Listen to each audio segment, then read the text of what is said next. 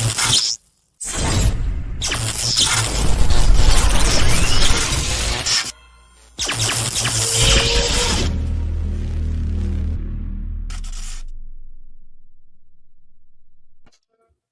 up, everybody? Welcome to a brand new episode of the 5280 podcast on the MHRT Network. My name is Mundungus Creevy. I'm the host, alongside with my co-host Cameron Parker and Gage Madrid. Obviously, no Glenn. It seems like all the good stuff happens when Glenn doesn't show up, so he's not allowed to come back anymore because then we keep getting good stuff happening.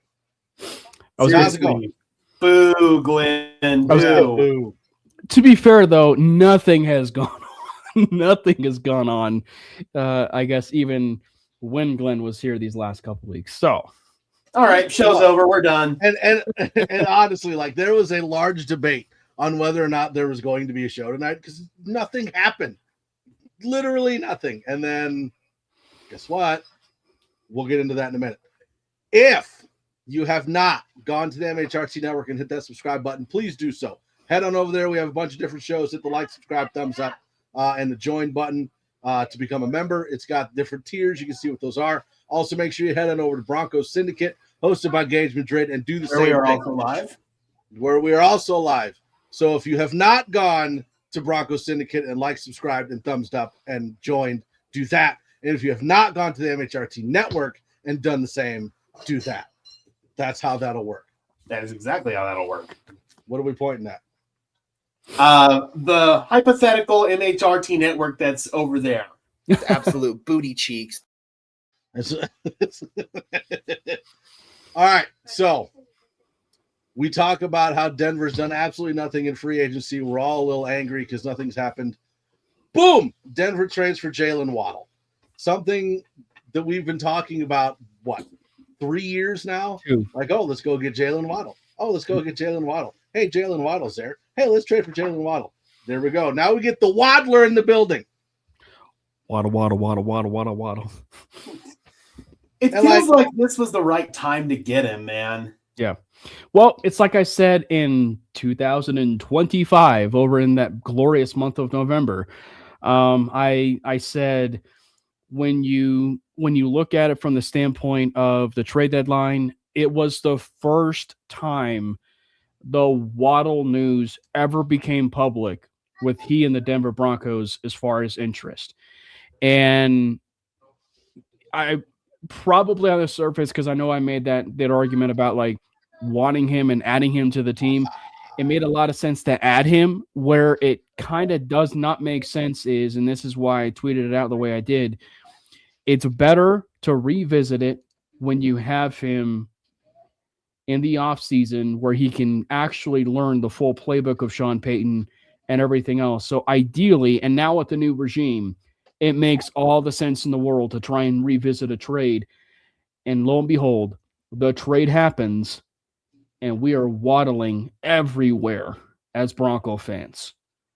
Indeed, man, indeed. And like I alluded to, this was just the right time for it. Denver had been talking about this at the trade deadline last year, like we had said, and this was just one of those moves where it felt like last year the Miami Dolphins regime wasn't willing to do it, so Denver tabled the discussions. The new regime comes in, and they're like, okay, sure, we'll go ahead and do it. You're offering us a nice package, and I think that Miami views this as they're not going to be competitive very much this year, and this just gives them more and more resources to rebuild. And for Denver, this is hopefully the big piece to put them over the hump and put them into Super Bowl contention. Yeah. I mean, you have a bunch of people. So, okay. So let's talk about the trade first, and then we'll go into like reactions on that. So in order to get Jaylen Waddle, Denver traded Miami a first, a third, and then a fourth. Yes. And then Miami gave us Waddle and a fourth back. So we basically got rid of our first round pick, a third round pick, and then we moved up in the fourth. It's essentially 2026 draft capital. All this involved. And like the one thing that's annoying is like you have all these people saying, "Oh, well, we overpaid." Well, if you look at the first round pick, it was pick 30. And when you look at the draft and you look at the talent in the draft, there's not a big difference between the 30th overall pick and the 33rd overall pick, right? Like they're right at that same level. So essentially, yes, it was a first round pick, but we traded a second, is basically what it is, talent wise. Yeah, it's basically a first and a third. That's the way that people should be looking at this. And frankly, the other way that it needs to be looked at is the other angle of this, which was essentially a Broncos trade that resulted in Sean Payton. Bradley Chubb was signed by the Miami Dolphins, and then the first round pick that got traded, from the Broncos to the Saints was essentially the pick of the Bradley Chubb movement. So it's just and that's all about this. Essentially, is like you are taking a first round flyer on a Jaylen Waddle, which is going to be your immediate impact type player, and everything that you could have asked for, as far as the offense and everything that you could have, needed for this offense. It's a slam dunk for everybody. It's just, I think that when you look at it as a whole, there's no player in this first round that was going to provide probably as much of an impact as Jaylen Waddle was, specifically from the standpoint offensively. He's going to end up being your wide receiver one on this football team, which you draft a player, you're basically be developing them, which you're stuck with what you had last year. And to your previous point, all of this draft capital was 2026 draft capital, meaning that Denver didn't feel great about this year's draft. Oh, yeah, good point. I like that. Yeah.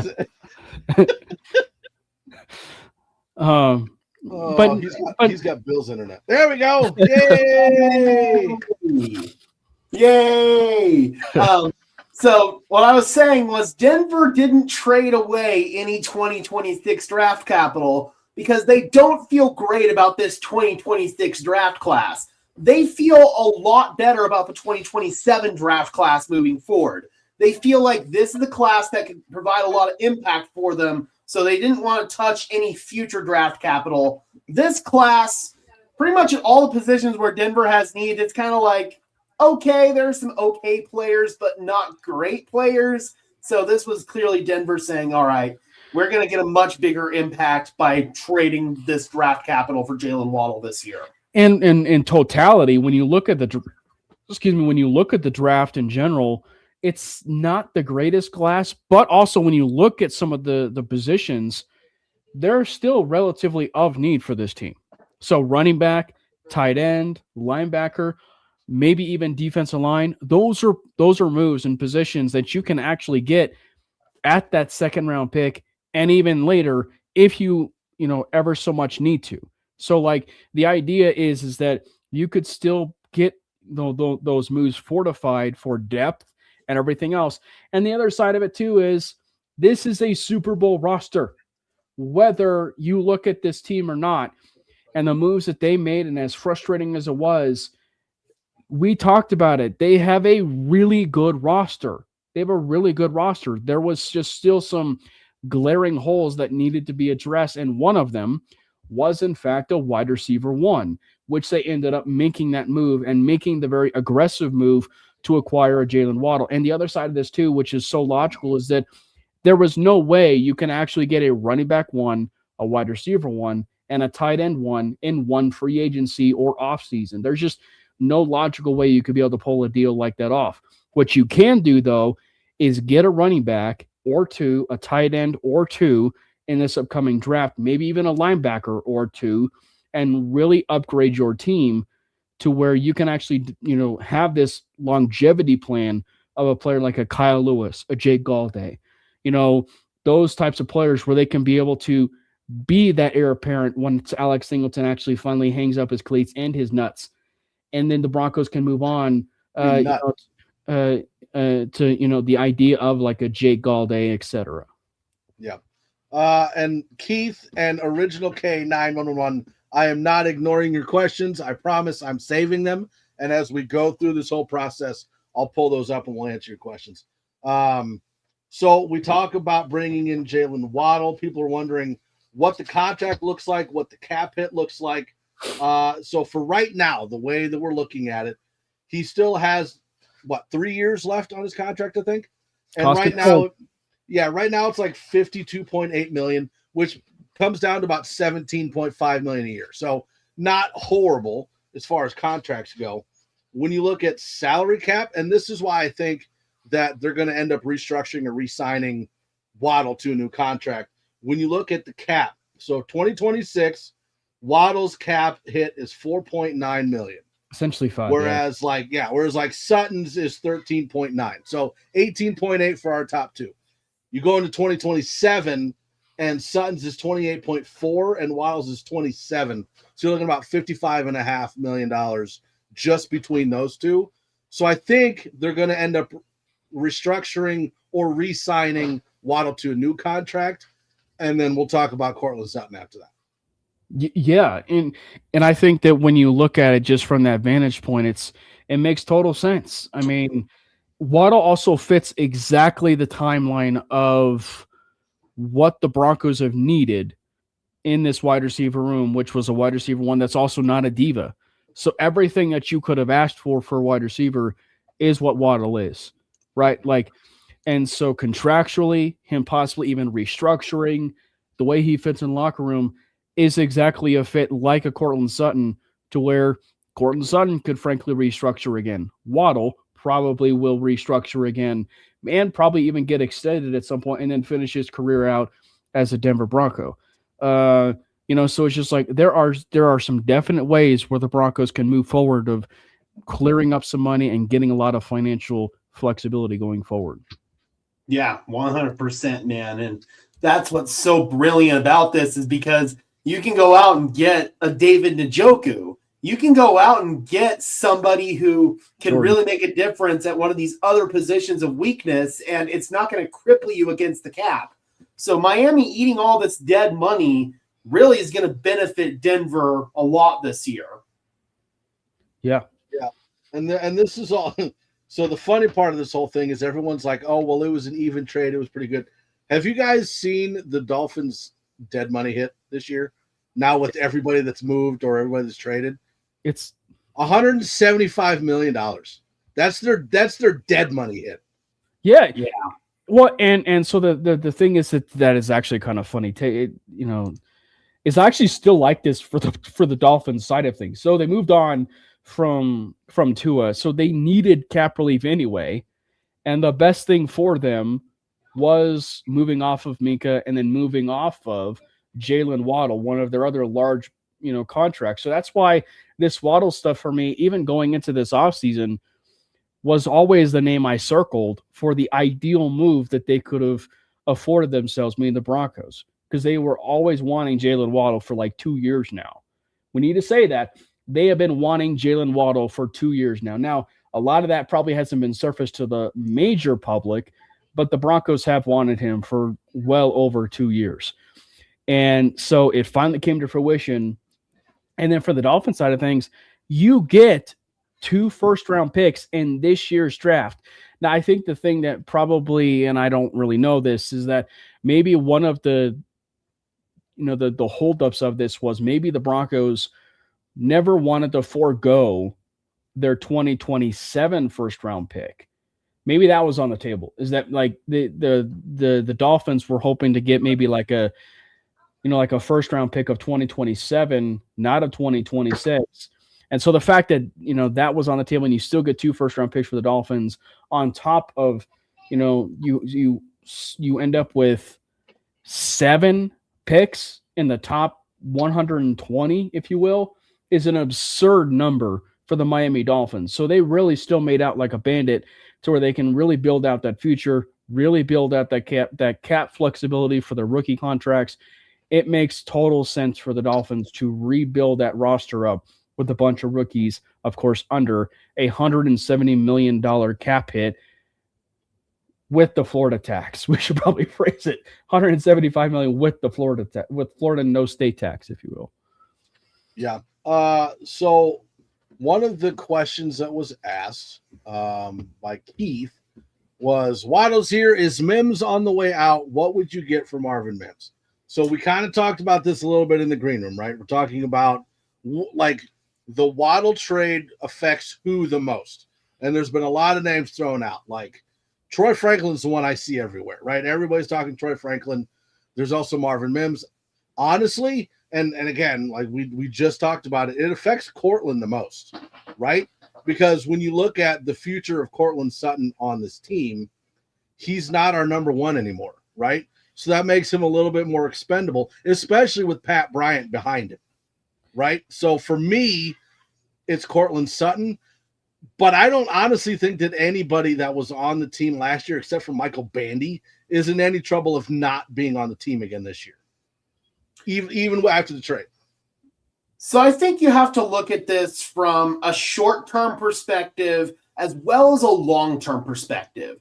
Long-term, yeah, this is probably going to affect Cortland Sutton because he's probably not going to be able to be here with Waddle having his cap hit at $27 million. Sutton's cap hit is going to be, what, $28 million in 2027? Is that correct? Yeah. I think that sounds right, yeah. Yeah. So you're probably not going to be able to have both of them under that high of a cap hit. So you're probably going to be moving on from Sutton after this year. And I saw a comment in the chat. There's a $16 million out on Cortland Sutton's deal after this year. And I imagine they are going to exercise said out. Pat Bryant is going to be your long-term X wide receiver. He's going to be here in the mix long-term. Obviously, Sutton's going to be here for 2026. You got Jaylen Waddle. You got little Jordan Humphrey, who you cannot forget about because of what he brings as a blocker in the screen game as well as the run game. Marvin Mims brings immense value on special teams. He's a Pro Bowl return specialist. I only think Denver is going to have 5 active receivers on game day. That leaves one man out, and that's Troy Franklin. I like Franklin. He is an ascending player. He's somebody who showed a lot of promise last year and a lot of development, especially in the route running department. In his rookie year, his route running wasn't his greatest strength. Last year, it became a real great strength of his. His hands could stand to be a little bit more reliable, but hopefully that's the next step that he takes in his development. If Denver only has 5 receivers active on game day, and Troy Franklin's role is a little bit redundant with that of Marvin Mims, perhaps you do move on from him because he's not going to be an X wide receiver. He's not going to fill Cortland Sutton's role long term. He's going to either be a Z wide receiver, which is now Jaylen Waddle's role, or he's going to be a slot wide receiver. And Denver has guys like Pat Bryant. They have other guys as well that fill that role. So I don't know, man. At the end of the day, I just think that if you can get some draft capital for Troy Franklin, if you could get a 4th round pick from a team like the Tennessee Titans, why not? Yeah. Sorry, Jack kind of says, nice pickup, McDudungus. Yeah, we'll go with that. Cameron and Gabe, the cost. So we talked about a little bit earlier. It's the 1st round pick, a 3rd round pick, and they swap fourths. But with it being the 30th pick in the 1st, it's more like a 2nd round pick. And then they moved up. When they swapped fourths, they moved up into the 4th. So yeah. I like the value. I think it's worth it. But yeah, I think it's a good value. I think when you look at the roster construction overall, I'm not expecting anything to be done with that wide receiver room. Obviously, from the obvious, which was the Michael Bandy and stuff. But I just think that, and frankly, even little Jordan Humphrey, for as much as it's praised, if you will, for little Jordan Humphrey, they did move on from him. Like they did move on from him and obviously did bring him back. So it's somewhat the Michael Bandy conversation. So it's just like they can easily move off of him, bring him in, bring him back, etc. So it's just like little Jordan Humphrey is an interesting one. But I will say though, from the vantage point of the roster, I'm expecting 6 wide receivers just because I don't think that they're going to be touched. And this is all about Bo. This is all about Bo Nix and Cortland Sutton for the future is probably the ideal one that you would look for with Pat Bryant probably, taking over for him at some point down the line. That's really the only roster movement that I see, kind of taking shape, if you will. Because I just think that, again, Troy Franklin, collegiate roommate of Bo Nix, You really don't want to mess up with the chemistry of this team. And frankly, Waddle makes this team better, makes that room better to where Troy Franklin, for as much as he did develop, one of the biggest things that he can work on is the catch point, the drops, everything else. So this makes everybody in the room better. And I'm not expecting much movement there. We also were talking about this on March 17th. We're also talking about this March 17th. So I think that when you possibly are talking here in September, or when we start having this conversation about roster cut down dates, there's going to be probably some surprising cuts here and there. But I think when you do look at the wide receiver room, it's going to be a little bit of the same, if you will. So I just think that when you look at the wide receiver, I'm expecting probably at most 6 wide receivers. Yeah, and so right now the updated wide receiver room is Jaylen Waddle, Cortland Sutton, Pat Bryant, Troy Franklin, Marvin Mims, Lil Jordan Humphrey, and Michael Bandy. I think we can all agree that Michael Bandy, practice squad, are gone at this point. He could come back into this math for me. He could come back for all we know. They could cut him tomorrow, and then by sometime in July, he shows up on the 53-man roster. He's like the most Sizzlack meme where he's throwing Barney out of the bar, and somehow, some way, Barney keeps finding his way back in. Yeah. But to kind of wrap that whole conversation up, in my personal opinion, I think Mims is more at danger of being moved than Troy Franklin. That's just my opinion. Yeah. He was a Pro Bowl special teams last year. I don't think was as good as the year before. We love him on offense because it seems like he's got the surest hands, and it seems like every time he gets the ball, he's making a big play. But the coaches never seem to want to put him in. So it almost makes you wonder if now his offensive input is going to be completely gone, and he's just going to be on special teams. Yeah, you wonder. And the one thing I mentioned in the green room too is like something to monitor here. There were a lot of reasons. There were a lot of reasons, obviously, why the Broncos had this happen. But Bo Nix, the last couple of years, has led the league, or has been top 5 in terms of passing attempts. He was first in terms of passing attempts in 2025, and then he was 6th, I believe, in 2024. That's a lot of pass attempts. So is this just the nature of Sean and just the offense that he's had and moving away from Drew Brees, that he really feels the necessity for his offense is a bit of an air raid? And we know, I hate to phrase it this way, but also Davis Webb, who comes from the Mike Leach system of Texas Tech, is a bit of an air raid system. I would not be out of the realm of possibility to at least have the conversation that maybe this is going to be more of a true, in air quotes, quarterback situation where Bo is going to be distributing the ball to every single player that is responsible in that playmaker room. Evan Ingram, we all know he's going to be getting some touches. Troy Franklin, maybe see some touches here. Obviously, Waddle's going to be the number 1 target. Cortland Sutton, I wouldn't be the least bit surprised if we see that again, where Bo is in the top 5 again of passing attempts, not just because the running game sucks. It's just because there are so many mouths to feed, and the best way you can really feed your playmakers is through the wide receiver room, the tight end room, and even RJ Harvey in the passing game. Yeah, Chuck Hartman music. We have been all over this for like 2 years. Mm-hmm. It makes the most sense, right? You have a struggling tight end room. Move Lil Jordan Humphrey to tight end, right? He's the best blocking receiver on the team. Yeah, I mean that's been my idea 2 years ago, as far as Lil Jordan Humphrey. So I'm not hating it. He would have to put on some weight because, as BK pointed out in the chat, he is only 225. He's not blocking elite edge rushers at 225, but if he could put on maybe 25 pounds, sure, why not? How big is Ingram? He is like 240-ish. He's small. Yeah. He's small for a tight end. He's small but stocky. Yes. So again, he's a big wide receiver. That's kind of the best way to look at Evan Ingram, to be perfectly honest. But if you were to move on from Marvin Mims, you're basically moving on from two players. You're moving on from Marvin Mims, the receiver, and you're moving on from Marvin Mims, the return specialist. And it's not so easy to find a Pro Bowl level return specialist. That's why I feel like he's going to be here regardless. Yeah. Well, and I would almost argue too, like you can even extend him just based off of specialty. That's one point we made too. You could just extend him based on his special teams value.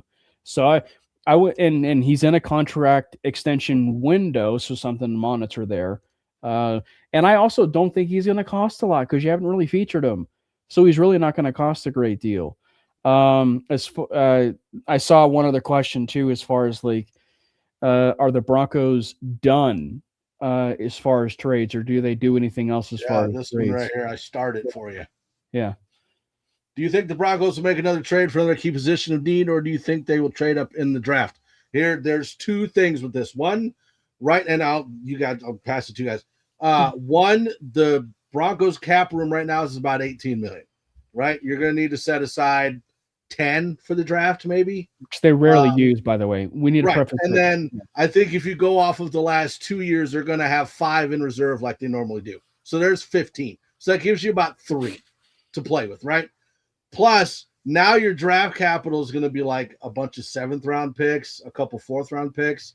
I mean, you could make a trade, but would it be worth it at that point with the kind of player you're going to get? There is one that when we talk about dart throw, there is one that I've been preaching about for at least 2 years now. Justin Fields. No, that I would love to see them kind of as far as like taking a chance on. And that's Luke Musgrave. I would love to see them take a chance on a Luke Musgrave. And I don't think he's going to cost all that much draft capital wise. So I would love to see the Broncos maybe take a little bit of a chance and swing on a guy like on a Luke Musgrave and, get him in the room, because you do need a tight end. And, obviously that would say that they feel Luke Musgrave might be a little bit better than some of the players that are in the draft too. But like, take a shot. I don't think he's going to cost all that much. So take a shot on a Luke Musgrave. You want a long-term upgrade over Evan Ingram? Luke Musgrave could be that dude, man. I would be so down for that. He's young. He's athletic. Not exactly an inline blocking tight end, but that's okay. He can be that move tight end. He can be that dude, man. I would be so down for Luke Musgrave. And there's a little bit of a connection with Denver. Bill Musgrave used to be a coach here, and now Luke Musgrave is his nephew, and now Bill Musgrave, I think he's in Cleveland or something like that. I can't remember where he is, but he does have some ties to Denver. Yeah. So one of the other questions that were asked, I think it was by Keith. I might have to go up and take a look, but they were asking if Riley Moss was also someone that we could trade potentially for someone else. I'm not going to say no, but I at this point, I don't know why you would, unless you're going to get somebody better than Riley Moss. And at this point, I don't know that you can. Well, I would just say ideally, when you look probably logically and everything about the room, the one player you probably could use to move up in the draft isn't a Troy Franklin. It's Riley Moss. That's probably the player you could use to move up in the draft, get a 3rd round pick, maybe even a 2nd round pick for a guy like a Riley Moss.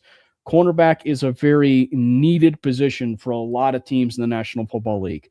So I can see a team be a little bit of aggressive, fork over a 3rd, and then obviously extend him a little bit later.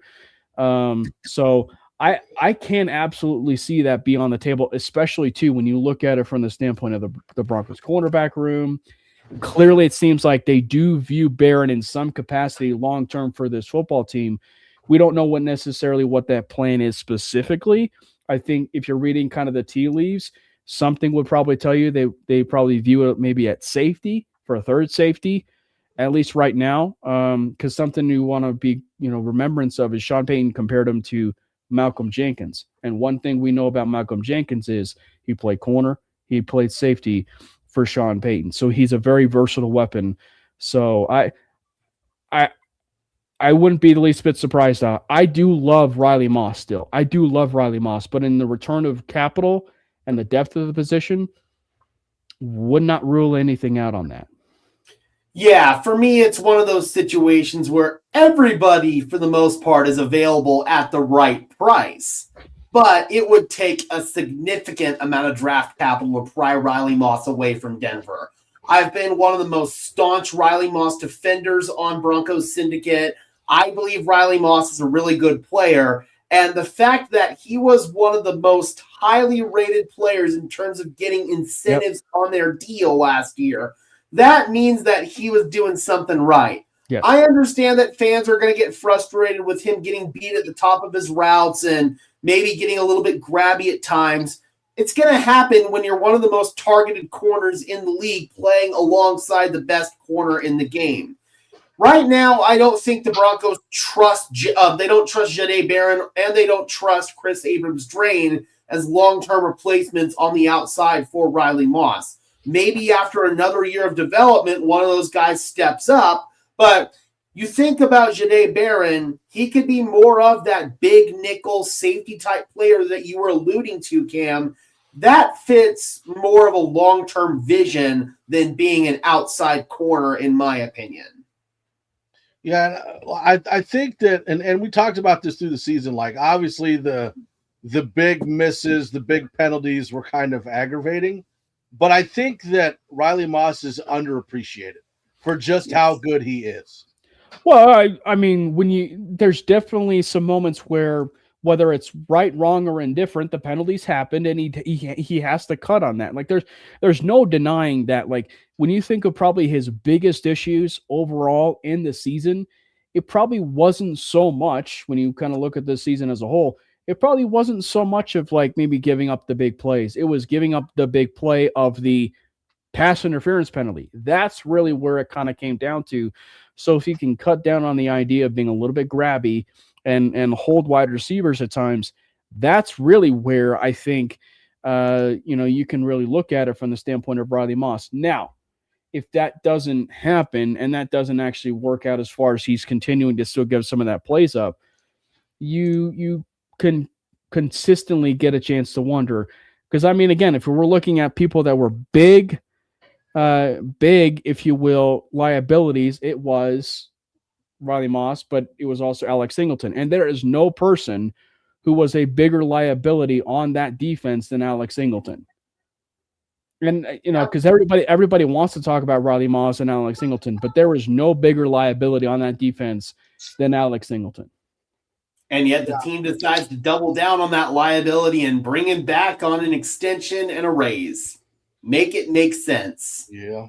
The Broncos need to re-sign Jaquan McMillan, didn't we, or was that McLaughlin? No, go ahead. No, he's talking about like extension. They tendered him. Yes. Oh, okay, tendered. Okay, and then we re-signed McLaughlin. Yes. They brought Jaleel back on a one-year deal, and in essence, Jaquan McMillan is on a one-year deal as well. I do believe that Denver wants to work something out long-term because he brings that juice and tenacity on defense that nobody else in that DB room brings outside of Talanoa Hufanga. You can use McMillan in so many creative ways. He's an excellent blitzer from the nickel position. He brings so much value to this defense, and I think Denver wants to reward him for that, and they don't want to let a really, really good player get out the building. Agreed. And the long-term vision has changed when it comes to Jaquan McMillan. I believe they drafted Jahdae Barron with the full intention of him being the starting nickel. But Jaquan McMillan comes in last season, and he plays his ass off, man. He has an incredible training camp. He has an incredible preseason, and it carries over into the regular season to the point where they just couldn't take him off the field, and now we're talking extension. Exactly. And that's why I said I'd be very upset if Denver drafted a safety in the first round. But I don't have to worry about that anymore. We're going to have a first-round pick, so it doesn't matter. No. So one of the other questions was A.J. Brown, because A.J. Brown and the Eagles are not really getting along. And there was a debate online on who would have been the better fit, Waddle or A.J. Brown.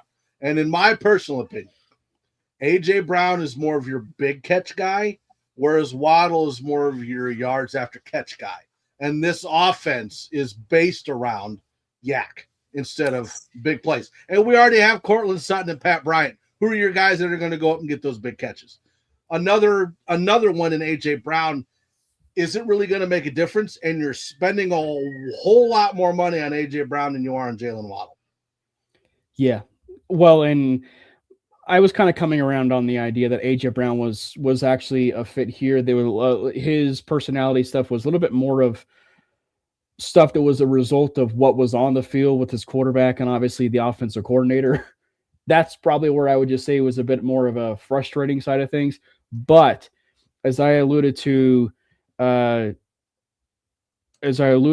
it comes to, Jaylen Waddle and A.J. Brown from a personality side of things, there was no wide receiver in the last 2 years of players that were available for trade that could have been on this team and impacted more than Jaylen Waddle.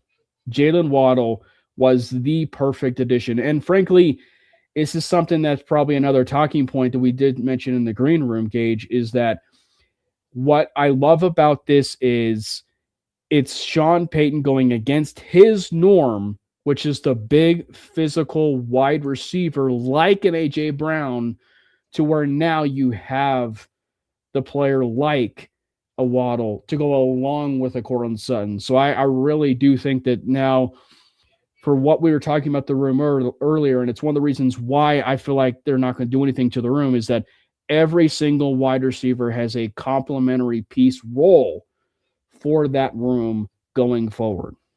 Yes, absolutely. And I think Sean finally realized that it's enough of the redundancy. You've got to bring in a Z wide receiver, and that's exactly what Jaylen Waddle is. I did hear through some inside sources that A.J. Brown was never a realistic option for Denver. They weren't heavily in on those conversations. It was always Jaylen Waddle. From the beginning of the process, Jaylen Waddle was their number one target at wide receiver. Yeah. I will say this, though. Part of me wonders, too, if the Broncos looked at this on a whole. And granted, I don't know much when it comes to the East Coast stuff. I wonder if the Broncos also succumb to the fact of being aggressive to force the New England Patriots to not get A.J. Brown. I'm telling you right now, and maybe it's the orange-colored glasses. I'm wearing an orange hat. I'm a Broncos fan. But I will just say this. Just the simple point of the Broncos getting Jaylen Waddle is a much better move than overpaying for Romeo Doubs. I will say it again. He's a much better fit than overpaying for Romeo Doubs. And so much so that if the Patriots don't end up getting A.J. Brown, that is actually a very much of a downgrade of an offseason, knowing the fact that the Broncos upgraded the room and team with just one move, and that one move was trading for Jaylen Waddle. The Patriots are now a worse team than the Denver Broncos as we sit here on March 17th, 2026. And even if they trade for A.J. Brown, they will still be a worse team than the Denver Broncos. Yeah, I was going to say Jaylen Waddle's better than Romeo Doubs anyways. I mean, you look at Romeo Doubs and compare him to a current Broncos player, it's Troy Franklin. And he's got more drops than Troy Franklin does. So I am 1,000,000,000% in on Jaylen Waddle. Yeah, you tell him. Okay, I just saw one that I wanted to put up here, right here. Could there be a scenario where the Broncos could trade up to get the first pick in the second round, provided that a specific player is not taken in the first round? I don't think they'll need to. I mean, but even then, I don't think there's a scenario. It would require a little bit. It would require probably close to first round capital. For them to actually get the first pick of the second round, and frankly, it would require a player. And I think that's why we're spouting off players like a Troy Franklin, even a Riley Moss. Frankly, even it's not happening. But a Jaquan McMillan, they put a second round tender on Jaquan McMillan. But it's just like that's basically what it would take, is just like a player that they value a lot, that they have to be swooed by a trade for the player that they're taking is going to essentially come right in and be that impact player. Now, anything's possible, but I just don't see it. Yep. Mhm. And I think one of the underrated values of Jaylen Waddle is you look at the Broncos offense from last year, we struggled a lot against zone coverage. That is I know where you're going Jaylen with this. Waddle's bread and butter Yep. is winning against zone coverage. Yep. That's a Z receiver, man. A guy who can be a savvy route runner and find those open holes against zone coverage. A guy who can spam the middle of the field. That's what Denver hasn't had for quite a while, man. I'd argue the last time that Denver had somebody who truly filled that role at a high level was Emmanuel Sanders. I mean, and guess who the Broncos had in the prime years of Demaryius Thomas? Emmanuel Sanders. Guess who happened to have Emmanuel Sanders also? Sean Payton. So it just so happens that Jaylen Waddle, who comes right in and basically is Emmanuel Sanders times 10, comes in and is a Denver Bronco. I mean, he is a seamless fit for everything that they would have wanted on this offense. He takes the top off the defense, which he can teach, and he can teach up on Troy Franklin, who can also take the top off of a defense if he can be able to, instead of body catching the ball, use his hands a little bit more. So I would very much be interested, in terms of that offense going forward, because it is very much of the possibility that the Bo Nix MVP agenda will be loud in 2026. Okay, so I'm seeing a whole lot in the comments, and I've been saving them. But I'm seeing a whole lot of people talk about trading Troy Franklin. I'm seeing Jarrett Stidham. I'm seeing Riley Moss. I'm seeing, who else am I seeing? Did I say Jarrett Stidham already? Yes. They're also talking about Jonathan Cooper. I just don't know, like, why you would want to trade some of these guys. Like, why would you want to trade Jonathan Cooper? Of all the players, I will say this now, that kudos to Rich A. He mentioned this. Jarrett Stidham is the one player I can actually see be traded for trade capital this year. He's really the only player that I can see. I was talking to actually someone who's close to Zach Wilson, who said that the Broncos and Zach Wilson were talking this offseason. So I wouldn't be the least bit surprised if the Broncos moved off. Wilson? No, Wilson's a free agent. So Stidham in essence gets traded to whoever, Miami. That'd be hysterical. But who would they even throw to? I don't know. Miami. but it's just like, I could see them moving off of Stidham and getting some trade capital, maybe for capital this year. So I wouldn't be the least bit surprised by it. And then you can replace him with a Zach Wilson, because it's pretty obvious that Zach Wilson loved being in that room as a member of the Denver Broncos for just only 1 year. So I wouldn't be the least bit surprised by it. Well, and is Stidham's value higher or lower after the AFC Championship game? I'm saying lower. I'm saying the same personally. I mean, I think it's lower, but the team that probably would have been the most interested in trading for Jarrett Stidham is no longer in the quarterback market, and that's the New York Jets. With Darren Muji there was a familiarity with Stidham and what he brought to the table. I don't know if you would trade Jarrett Stidham unless it's for him to go compete for a starting job. And at this point in time, you've got better quarterbacks who you can bring in as free agents like Kirk Cousins. They could be maybe that bridge quarterback long term. If you are going to trade Jarrett Stidham, it's probably going to happen post-draft. I just don't know if it's going to happen. Yeah. All right, I'm trying to keep up with these comments. Give me a second. It's a lot of them. A lot of comments, I know, right? Man. There we go. If this is the final year of Brandon Jones, should we try to bring back Justin Simmons on a vet minimum deal? Listen, we all would love to have Justin Simmons back on the Broncos. I don't think it's going to happen. I think at this point, he's probably just going to retire. I mean, has he? So then my question would then be, after stating that I don't think Justin Simmons comes back to the Broncos. Does he have the resume to make the Hall of Fame? No. And if not, does he have the resume to make the Ring of Fame? Ring of Fame, yes. Not Hall of Fame. I think he was on a trajectory with the Broncos to possibly be on that, but unfortunately it could never come to fruition. Being a little bit close to the situation, I will admittedly say that the Broncos are never bringing Justin Simmons back. And I know the reason why Rich A is saying neither to both Ring of Fame and Hall of Fame is simply he's a Justin Simmons hater and has been from day one. Although the question then is, why does his resume make him a Ring of Fame? Right.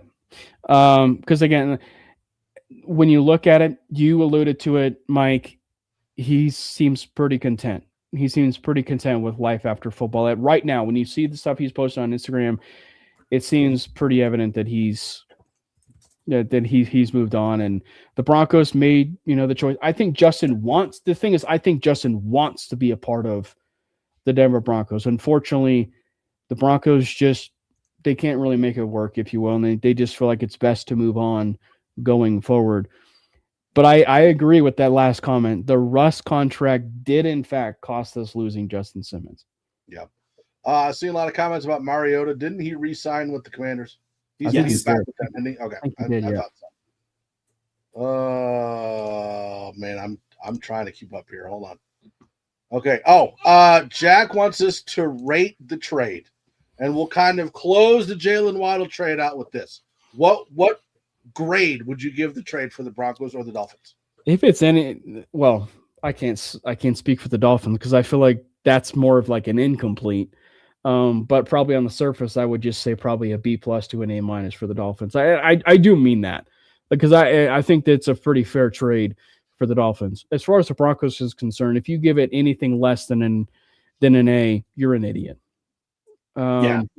Because like this is something this team has needed as far as a need, and goes back to everything that we said. If you're giving them a B+, you're an idiot, and I do mean that. Like this is definitely an A.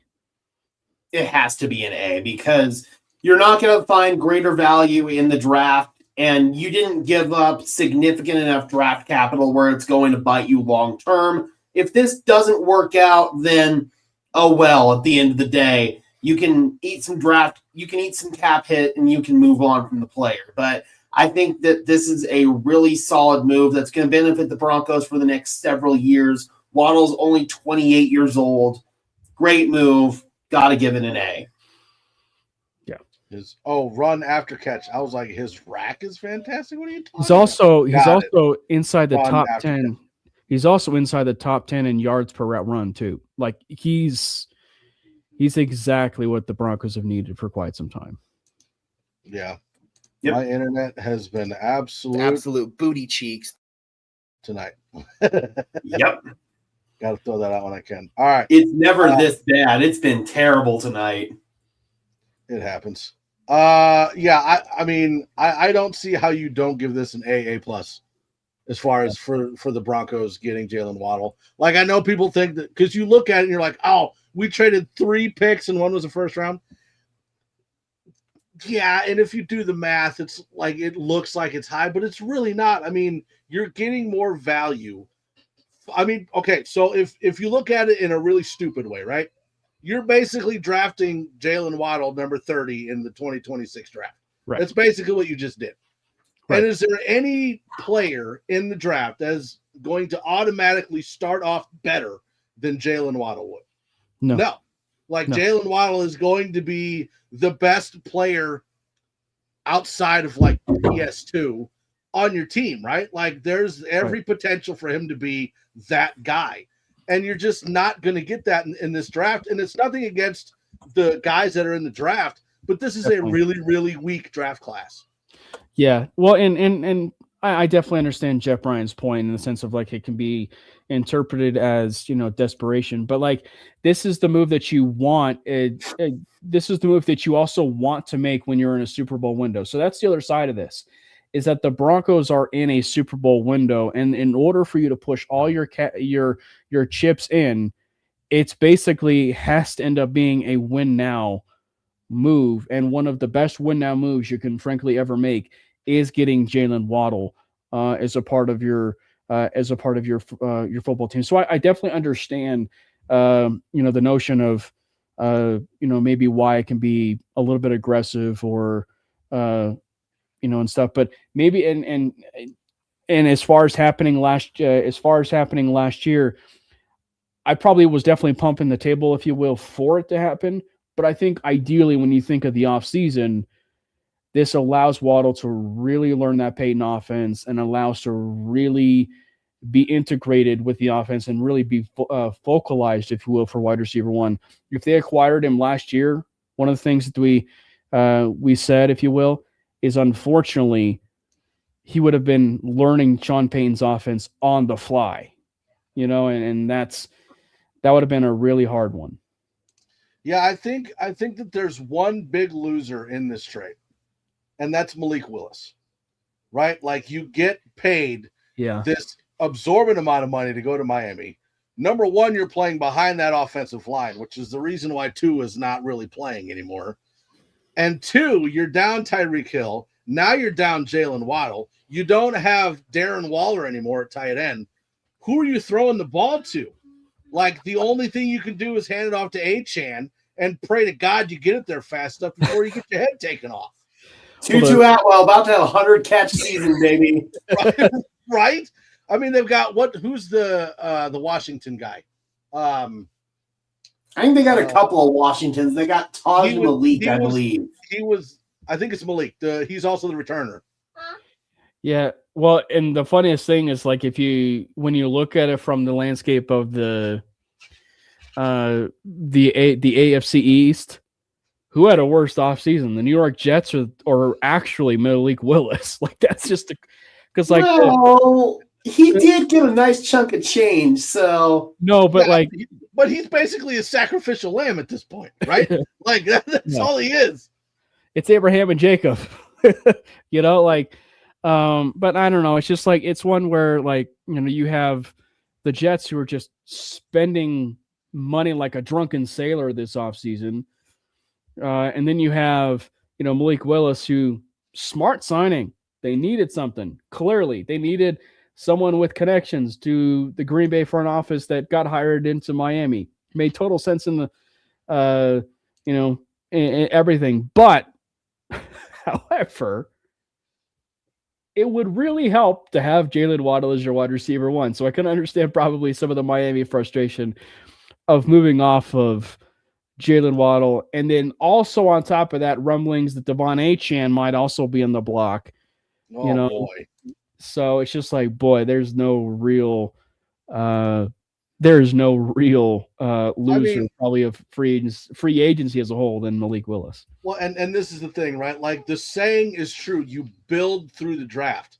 That doesn't mean that you draft 15 guys and all of them are like day one starters. You have to build the guys up to be the starters. So even if Miami goes and trades Devon Achane, right, and they get 2 or 3 draft picks out of him, you're still not looking at doing anything for 2 years at least. You got to build these guys up and let them get better. Like, I understand wanting to rebuild, but good God, like, you're sacrificing so many people to do that, like, physically and on your roster. Yep. Yeah. It's a absolute dumpster fire over there, man.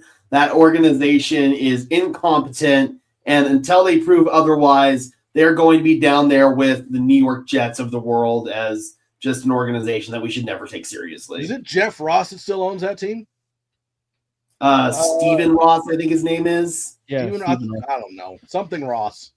Yeah. What I will say that I find kind of funny is that Chris Greer was the general manager with the Dolphins, and Chris Greer and George Payton are relatively close. So I find it so funny that they could not consummate a deal with Greer, when he was general manager, and all of a sudden, George Payton pulls, a Jeff Carson moment from draft day where he goes after this new GM and says, hey, let's go after him. He's the new GM in the building. Let's go after him and see what we could be able to, to get from there. And, sure enough, they end up, helping out. But again, like in totality, I really like the haul for the Dolphins. What I will say is so funny, though, in a draft that everybody thinks is putrid or not as good, they have 7 picks, as we said, in, like the top 120 versus having 7 picks in the top 120 of 2027. So I think that's the part of it that I think is very like, okay. So clearly the Dolphins of all teams in their scouting love the 2026 draft. So what? Maybe they're going to have like a 3 out of 7 hit rate on those picks. I kind of feel like the Dolphins, because it's a new GM for the Dolphins, right? Yes, it is. So I kind of feel like they took the old GM from the Dallas Mavericks. He changed his name and went to Miami. To be fair, it's kind of what I feel like right now. To be fair, that the Dolphins move is a little bit better than moving off of Luka Doncic and then obviously turning that around and drafting Cooper Flagg. This is not this isn't exactly that, though, to be fair. Wait, so who gets to wear 17 between Little Jordan Humphrey and Waddle? It'll be positive that Waddle can pay LJH enough to get number 17. It will be Waddle. Because, I mean, like, for one, Little Jordan Humphrey wore 84 at one point with the Broncos. It's going to be Waddle at 17. Yeah. I guess one thing on the cuff would be nice is if Ingram, got rid of like 1 and Waddle wore 1. But I digress. Yeah. I'd be down for that. Now with this acquisition, who wins the AFC West? That was never in doubt. It's going to be Denver again. I don't know why we're having this conversation. Yep. The running back situation is another concerning position. Is there anyone left via free agency, possible trade target, or will it be addressed in the draft? I'm assuming it will be addressed in the draft. But to be honest, the running back position isn't like the highest priority for me right now. Like, yes, J.K. Dobbins has injury history, right? The injury he got last year was a freak accident because of a hip drop tackle that was never called, never fined, nothing. But if you look at J.K. Dobbins, he was a top 5 running back last year. Like, if J.K. Dobbins stays healthy, I am not concerned about running back at all. I do think we draft one, but I'm more concerned about linebacker or tight end than I am running back. I mean, listen, I'm still quite concerned about both of those positions. I'm concerned about J.K. Dobbins getting injured, man. You can't not be concerned about that. Mm-hmm. Hopefully R.J. Harvey develops, but I am definitely looking at this running back class because there are some really good players available that can definitely raise the ceiling of that room. Mike Washington. I'll take that. Second round. Well, and that was one of the things we talked about was when we were asked, like, do you think we'll trade up into the draft to get one? I don't think we'll need to. I think Washington will drop that far. I mean, even if he doesn't quite get down to the bottom of the second, like, you could probably move up into like the 20s of the second and maybe get him there. That's possible. Yeah. But yeah, I just think that you could overall raise the ceiling of that room. Coleman is definitely another possibility to do that as well. I've seen Jadarian Price. People have been talking about him more and more. I've seen a couple of mocks sending him to Denver. So I'm looking definitely towards the draft to upgrade the running back position. Tight end, I'm still looking at David Njoku, crossing my fingers, try to manifest it. It's got to happen. Did he leave Baltimore? Because he was in Baltimore. He was just visiting. Yeah, right. I think he left, right? Hasn't signed as far as we know. I don't know if he's still there or not, but as of this moment, he hasn't signed, or else the chat would be absolutely blowing up right now. Well, that's good. I just wanted to make sure it wasn't one of those they're not letting him leave the building kind of thing. Yeah. Well, and I think that from the side of things, we can play back any sort of scenario and right or wrong or whatever. Dobbins has never had a healthy season, but when he was healthy, like whenever he's had a healthy season or the point of the midway point, he's a top 5 running back. All of that's accurate. The problem is it's status quo. That's the problem. The running back room is still status quo, and they really need to upgrade that room from the ceiling side of things. And that's why the best way to do it is through the draft. There really isn't anyone in the running back room for free agency or even the trade market that really excites me. Really excites me. And look, that's coming from a person that's been allegedly accused of wanting everyone. And I'm saying no to players like a Joe Mixon. I'm saying no to players like an Alvin Kamara. I'm saying no to those players. So I think that when you have that, I mean, I would much rather draft guys like a Mike Washington, like an Emmett Johnson, a Jonah Coleman, some of the top players that you can get at some point. So it is definitely a concern. Linebackers a concern. Even defensive line, just from a depth side of things. Go out and get someone at the defensive line in the second round, or maybe even a linebacker in the second round. So there's areas that even a tight end. And I wouldn't be the least bit surprised by that either. When did offensive line become an issue? I think it's just talking about depth. Okay. Yeah. I was like, wait, who did we lose? You are going to have some guys. You are going to have some guys getting free agency eventually. You are going to have some guys who are going to be, getting up there in age, like Garrett Bowles and Mike McGlinchey. It's just stuff to think about. Yeah. Maybe not like an issue, but it's just something that needs to be addressed. Sure. Man, there's a lot of people in the chat. Okay. All right. So I want to talk about the Chiefs just a little bit, because we did just see the Chiefs brought in Justin Fields, because I'm assuming they're going to want a quarterback to start for probably the first 3-4 games, maybe 5, because Mahomes isn't going to be ready yet. And they just lost Gardner Minshew to Bills. Where'd he go? He went to the Cardinals. Cardinals. Okay. So you got Justin Fields there, but they also just lost Hollywood Brown. He ended up going to the Eagles. So that didn't make him any better. That's why I'm saying. Aside from Kenneth Walker, have they gotten any better anywhere else? No. And that's why me and Gage have been really preaching from the rooftops about why, even if Mahomes is ready or not, that roster is in dire need of holes on cornerback, offensive line, even in some more of the secondary. They absolutely have so much more holes that paying that amount of money to Kenneth Walker was a very bad business move for the Kansas City Chiefs. But I wouldn't expect anything less, because one, their stadium is actually a trash can, and they are so stinking poor that they feel like moving off of said trash can and trying to imitate the Denver Broncos by getting a new stadium the same year that they actually lose the AFC West. So it makes total sense for a very putrid organization to be operating at the lower totem pole of free agency moves and everything as far as desperate. Yeah. Oh, and did we mention that they doubled down and gave $15 million to Travis Kelce, who is old and washed up and doesn't mentally have the commitment to the game anymore? What are we doing? Well, and you know that Taylor Swift is the one that talked him back into going to football. Why?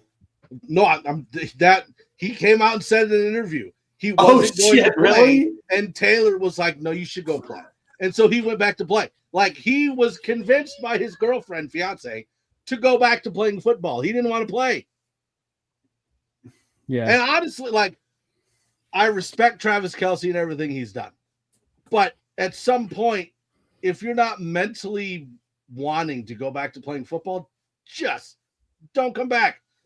Yeah, I wasn't sure if you wanted me to do that or not, so I didn't. Yeah, that's one that shouldn't fly. Kind of a douche canoe, so you know. Yeah, sorry, that's just one word that I can't live with. No, you're good. Like it came from there, so I was gonna let you deal with it if you wanted to. Okay. Yeah, I don't know. As far as what Denver's going to do in the draft, I don't know. I would have assumed they would have gone linebacker in the first. That was my guess. At this point, you have to think that linebacker, running back, and tight end are still positions they're going to be looking for in the draft. Do I know who they're going to go after? No. I know who I want them to go after, but I've been wrong every single year, so I don't know why it really matters what I say. I will say this. This is probably one of the years where I would not mind where they go when it comes to running back or linebacker or tight end. I really don't care where they go for linebacker or tight end. There is so many players that I love getting down and going down to the Senior Bowl that I absolutely love when it comes to linebacker. Just a few, obviously, is Jake Galday, Kyle Lewis. I saw him be mentioned in the chat. You know, he's a safety converted to linebacker. We know how well that transitions to the NFL. So I would not be the least bit disappointed at all with Kyle Lewis, being here. Obviously, Anthony Hill has been a really popular one for Broncos country. Jacob Rodriguez is obviously the fan favorite for the second round. I don't think he's going to be there. I actually do think there was probably some legitimacy to him being in the first round and of consideration for pick 30. I mean, tight end goes up and down between, Michael Trigg to Eli Stowers to Sam Roush to Max Clare to Martin Klein to one of my favorites, obviously, which is Nate Borkacher, that you can get a little bit later. So, I mean, like, it is very deep at tight end to where I wouldn't even be the least bit surprised if they double dipped at said positions of running back, tight end, linebacker. Josiah Trotter is another one at linebacker. Sorry, what about Caleb Lohner? I completely forgot about him. Practice squad, features. He'll be on the features contract / practice squad again this year. How do you think RJ Harvey will perform in year 2? I mean, you drafted the guy in the second round, so you're kind of hoping that he's going to develop in the areas where he struggled last year. His vision down the middle was probably the biggest area where he struggled. So hopefully he develops, but I think at his current age, it's kind of more of a hope than an expectation. I will say this, though. If there is any, there's a few, but if there's any people that have been victors when it comes to this Broncos offense and the addition of Jaylen Waddle, it's RJ Harvey in the passing game. I think this is just a nightmare situation when it comes to, the defenses and looking at it from the standpoint of RJ Harvey. He is going to be an absolute weapon when it comes to the passing game now with Jaylen Waddle. Waddle. Looking at Denver opportunity to be in the Super Bowl. Bad coaching, injuries is part of the game. Bad coaching. All right. So last one. All caps too. I know, right? Would you guys pick up Calais Campbell? No. Yes. Cam Jordan, definitely. I would do Calais Campbell over Cam Jordan. I'd rather have Calais than Cam, honestly. Really?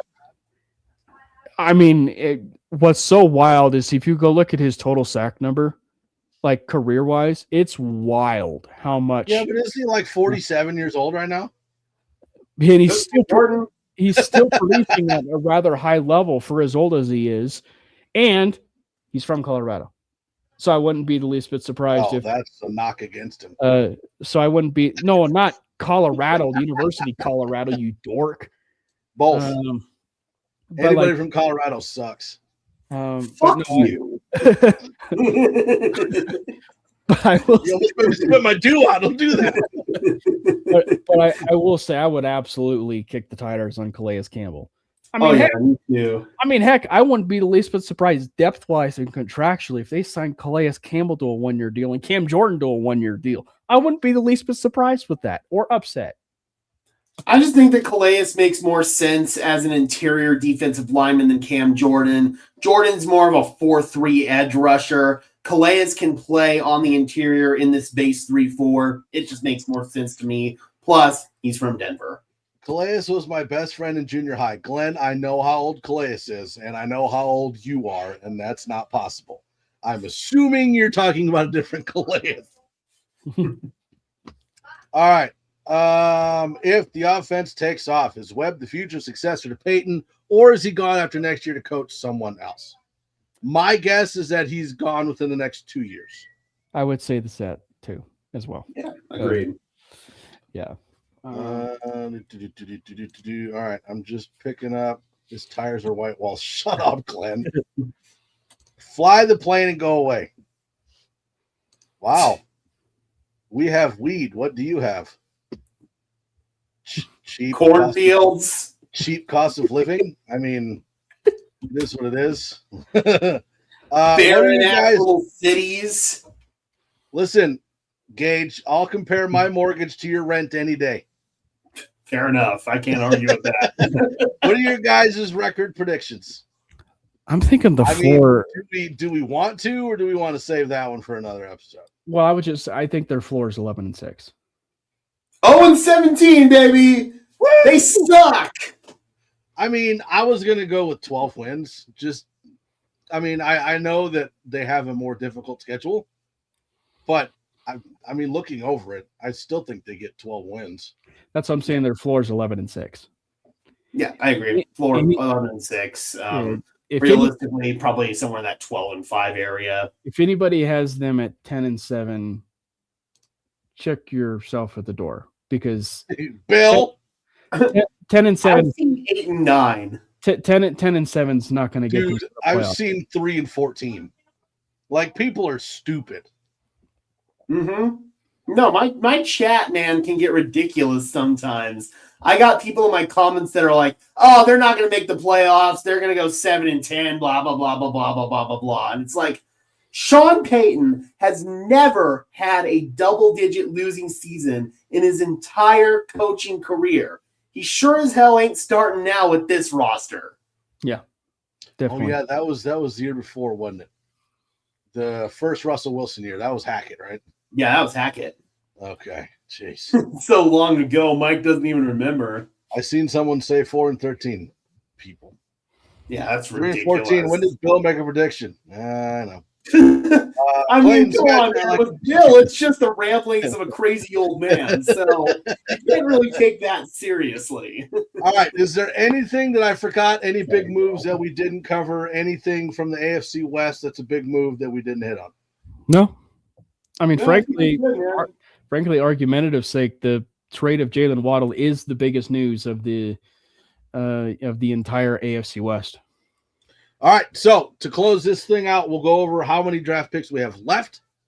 We have number 64 in round 2 in no paper. I've got it on my phone this time. Number 64, round 2. Round 4, number 108. Round 4, number 111. That's from the Dolphins. Round 5, number 170. Round 7, number 246. Round 7, 256. And round 7, 257. So 2 comp picks.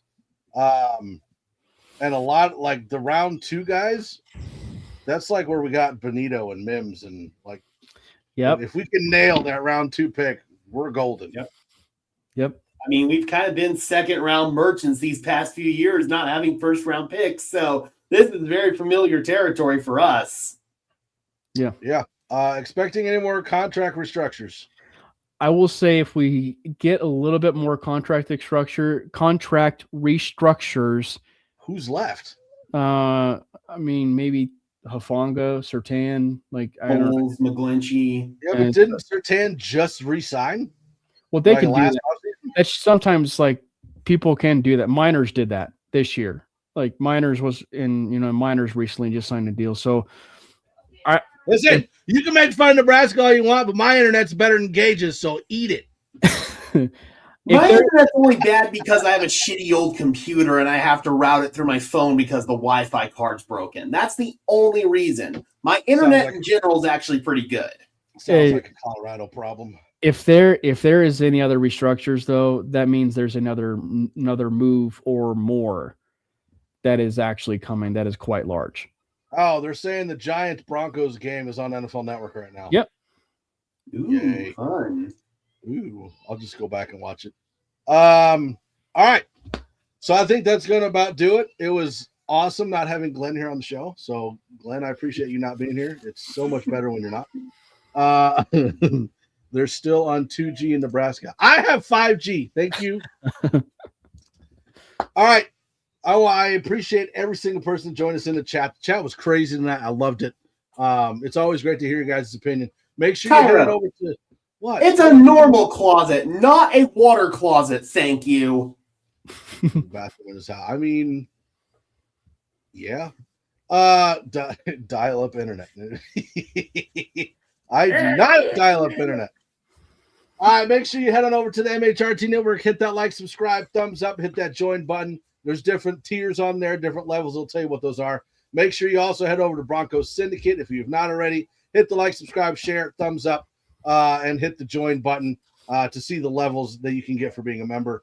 The MHRT Network has shows Tuesday, Wednesday, Thursday, Friday, and then the neighborhood on Avalanche playoff games or Broncos games. One of those shows that we have is on Wednesdays, mainly Broncos, hosted by Cameron Parker.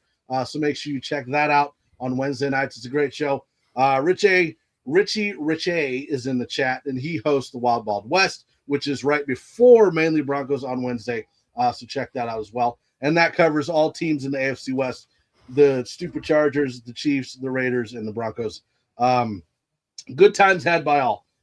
Again, we appreciate y'all. We love y'all. We are very excited that we have Jaylen Waddle here on the Broncos. We can waddle our way into the Super Bowls.